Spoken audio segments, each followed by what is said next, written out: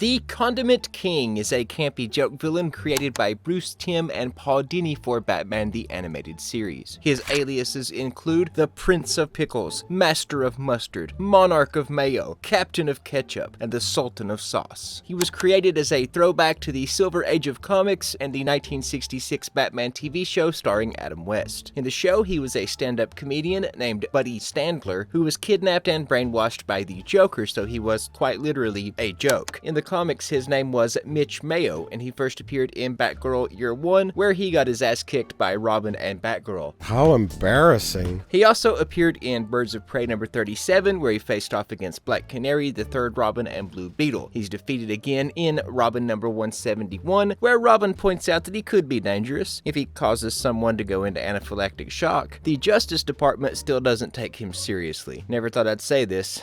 I'm with the Justice Department on this one. Kite Man was created by artist Dick Sprang and writer Bill Finger and started out as an early Silver Age villain in Batman number 133 in 1960. My man had a whole collection of kite-themed gadgets, including a jet-powered hang glider, a flashbulb kite to blind enemies, and a kite that throws a net over people, so you know, Green Arrow, but with kites. He made his second appearance in Batman number 315 in 1979, where he had a cool new visor, presumably to keep bugs out of his eyes while he glided around on his giant-ass kite. He's also got New Earth and Earth Prime incarnations, as well as an appearance in the Batman the Brave and the Bold episode Terror on Dinosaur Island, where he was voiced by iconic Star Trek actor Jeffrey Combs. Always comes down to dinosaurs and giant pennies. Batman, of course, fights Kite Man with kites of his own, which he just has, apparently. His real name is Charles Brown, and he was always a joke character, except during DC Rebirth when Kite Man was given a new super sad backstory where the Riddler murders his son with a poison kite string. Wow, this one ended on a real downer. What if I told you that for a 20% cut, I could literally erase the evidence of any crime? Now imagine that I show up and my head is a pencil and I erase the evidence from existence by rubbing my eraser head on it. That's the Eraser, and 3 out of 4 of his comic appearances were Easter eggs. Lenny Fiasco was a college student and classmate of Bruce Wayne, mocked by his classmates for always making mistakes and seemed to always have an eraser in his hand. Lenny had a crush on a girl named Celia Smith and planned to take her to the school's ice carnival. Unfortunately, she went with Bruce Wayne. So, putting out some real incel vibes, he developed the Eraser costume capable of removing evidence of any crime and took out an ad in the Secret Underground, a Gotham periodical aimed for criminals. When Batman went after the Eraser, he recognized Bruce, partially because of his aftershave. Bruce didn't even remember Celia. Eraser knocked him out, and Batman woke up in a recreation of the school's ice carnival. Batman, of course, beat him up and put him in jail. Before Crisis on Infinite Earths saw large swaths of DC's continuity erased, Slugsy Kyle was the very first criminal Batman ever put away. While in jail, Slugsy refused to be rehabilitated and chastised his fellow inmates for preparing themselves for jobs on the outside. Instead, he studied clocks. Yeah, this clock knocker became obsessed with clocks because Batman made him do time. I see what you did there. The clock sets up a bizarre set of clock-themed crimes that culminate in his attempt to kill Batman at exactly 3 o'clock, the time he arrived at prison. Batman, of course, puts him back in the slammer and shows up to tease him about how he can see the clock from his cell. Savage. R.I.P. Clockman. I won't say you were too good for this world, but you sure did exist. The Penny Plunderer in his green pinstriped suit was a campy villain created by Bill Finger and Bob Kane for a segment in World's Finest Comics number 30. He was a Golden Age Batman foe with no powers who committed penny-themed crimes. You see, small-time criminal Joe Coyne tried to rob a store, but it only had pennies in the till. Later in jail, he swore revenge on pennies and coppers, taking on the moniker of the Penny Plunderer. He is one of the Dark Knight's most laughable rogues, and the one responsible for the giant penny in the Batcave, which first appeared in the same comic. His original name, Joe Coyne, foreshadows his knack for small metal discs. His story was retold in the Batman Chronicles number 19, this time with a twist ending that saw him crushed to death by the giant penny. He woke up in what he thought was a police precinct, but it was apparently hell. These all gonna end on a downer now? Subscribe for more.